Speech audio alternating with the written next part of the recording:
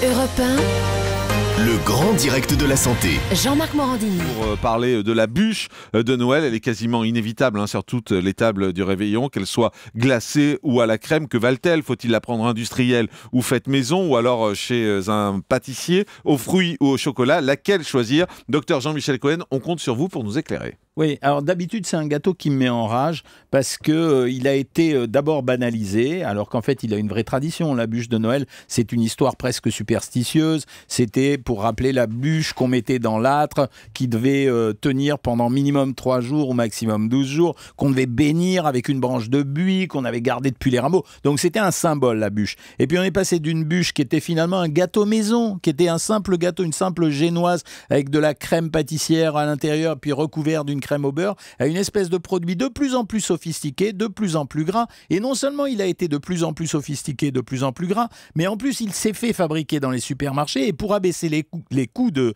ce produit, on a transformé ce produit, qui pouvait être bon quand même, en une espèce de produit complètement mortifère, dans la mesure où les ingrédients qui sont utilisés sont terribles. J'ai eu l'occasion de comparer, et notamment pour des émissions de télévision qu'on tournait en caméra cachée, des bûches par exemple de supermarché. Alors certes, elles sont vendues peu cher, alors tout le monde dit oui, ok, c'est bien, il faut vendre pas cher parce que comme ça tout le monde peut avoir une bûche de Noël. Ok, mais quand on regardait la composition, on regardait des mélanges de farine qui étaient conglomérés avec un peu d'amidon modifié, dans lesquels on rajoutait des protéines de petits pois, et ensuite on faisait la crème, oui, avec des matières grasses végétales. Alors quand on dit matières grasses végétales, vous savez que l'Union européenne vient de dire maintenant qu'on va nous obliger à préciser, et heureusement, si c'est de l'huile de palme, de l'huile de colza, de l'huile de coco, etc., etc.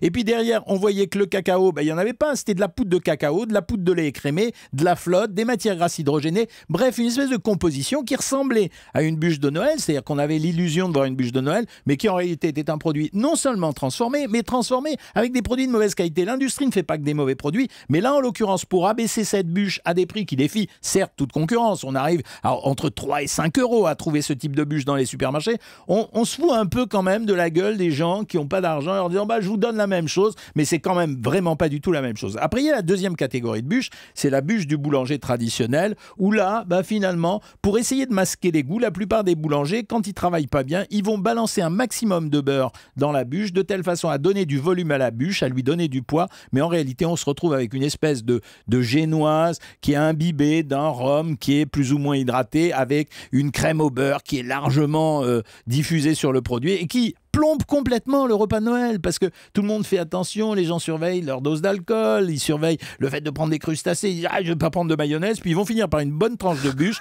qui, elle, a une valeur calorique en général de 350 à 400 calories, ce qui est un des gâteaux les plus riches que je connaisse, et qui finalement leur fait ni plaisir, ni du bien pour la santé. Ça veut dire que c'est terrible la bûche, c'est un des gâteaux les plus caloriques donc. Oui, c'est un des gâteaux les plus caloriques, parce que c'est un mélange vraiment beurre plus sucre, c'est-à-dire prenez du pain, sucrez-le, mettez des œufs dedans, rajoutez du beurre, rajoutez du sucre, et vous obtenez une bûche de Noël, mais mettez beaucoup de beurre et beaucoup de sucre. Et après, c'est développé une autre gamme de bûches, c'est la gamme des bûches hype. Ça veut dire celles pour lesquelles tous les grands pâtissiers de Paris vont faire la guerre. Partout, là. Alors là, on a des bûches extrêmement sophistiquées, c'est la Karl Lagerfeld bûche. Ça veut dire, c'est à qui va fabriquer la plus chère, la plus originale. Alors là, on n'est plus du tout dans la bûche, on est dans une espèce de gâteau qui a une forme de bûche, qui a un prix totalement rédhibitoire, qui n'a rien à voir avec la valeur réelle de ce produit, et qui peut aller jusqu'à 150 € pour les bûches les plus chères. Et là aussi, on se moque un peu du monde parce que c'est pas le prix de ce type de gâteau. Et la conclusion de cette histoire, c'est d'abord, il existe des alternatives à ce gâteau, parce que l'idée, c'est d'avoir un gâteau qui ressemble à une bûche, comme une bûche de bois.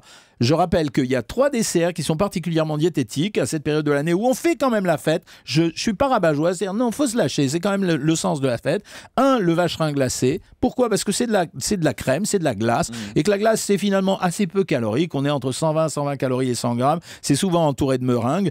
On y rapproche de ce vacherin glacé l'omelette norvégienne, qui est exactement quasiment la même composition, qui est un gâteau. Moi, je crois que c'était terrible. C'était terrible, je pensais. Bon, mais c'est ça votre problème, Jean-Marc, c'est que vous choisissez mal, quoi.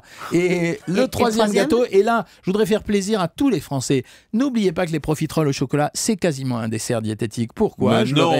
Mais si, juste pour ça. Vous avez bien fait de venir. voilà. En fait, vous voulez surtout que je vous aime, quoi. C'est pour ça que vous avez fait tout ça. Mais oui, mais pourquoi les profiteroles au chocolat? C'est parce que en fait, c'est de la pâte à choux. La pâte à choux, c'est un produit très faible, assez faiblement calorique. Il y en a très très peu. En fait, il sert de couverture à une boule de glace à la vanille. Et la boule de glace à la vanille, c'est rien d'autre que du lait sucré finalement. C'est pas énorme. Et en général, si vous ne mettez pas une tonne de chocolat chaud dessus, et le chocolat chaud, il a été fondu, vous arrivez à faire un dessert qui est relativement peu calorique, à condition de ne pas en prendre 6. Il n'y a pas forcément de la crème chantilly dans les profiteroles. Chez vous, oui, il n'y a pas de chantilly. Bien sûr, les profiteroles, oui, chez moi, oui. C'est pas la bonne recette.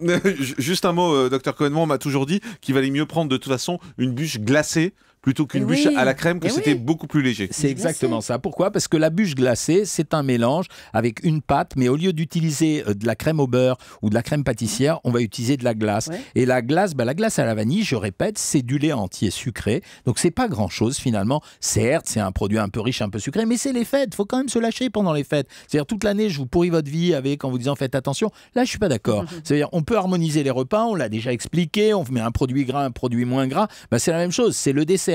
La seule chose que je regrette, c'est qu'au moment des fêtes, les gens oublient qu'il y a les boulangeries ne ferment pas, les fromageries ne ferment pas, les charcuteries ne ferment pas. Mangez au moment des fêtes les produits que vous n'avez pas l'occasion de manger le reste de l'année. Le reste, vous le mangerez plus tard et distribuez pendant les fêtes tous ces produits particulièrement festifs. C'est comme ça que vous passerez de bonnes fêtes. Et quand on reviendra la première semaine de janvier, vous nous direz comment perdre les kilos qu'on a pris pendant les fêtes. Et voilà, forcément, votre métier est impérissable. Exactement. Ça commence même avant. Il faut faire le sport avant et ça permet de faire quelques excès. Toutes les études montrent que ça régule la glycémie. Donc faites un peu de sport avant, pendant et après. Mais on peut faire des excès pendant les fêtes. Mais on récupère après. Mais c'est quand je travaille et que les gens me demandent comment faire pendant les fêtes, je leur donne toujours ce conseil en disant lâchez-vous, quoi. Ne mégotez pas, ne vous pourrissez pas la vie à vous prendre peu de plaisir parce que vous allez chipoter. Lâchez-vous. Le lendemain, vous avez deux possibilités. Soit vous allez faire comme les paysans, ça veut dire le lendemain vous mangerez beaucoup moins et puis c'est tout. Puis la deuxième chose, c'est surtout le lendemain, soyez actifs, augmentez votre activité physique pendant les fêtes. Si c'est une période de vacances, nagez, marchez, voilà.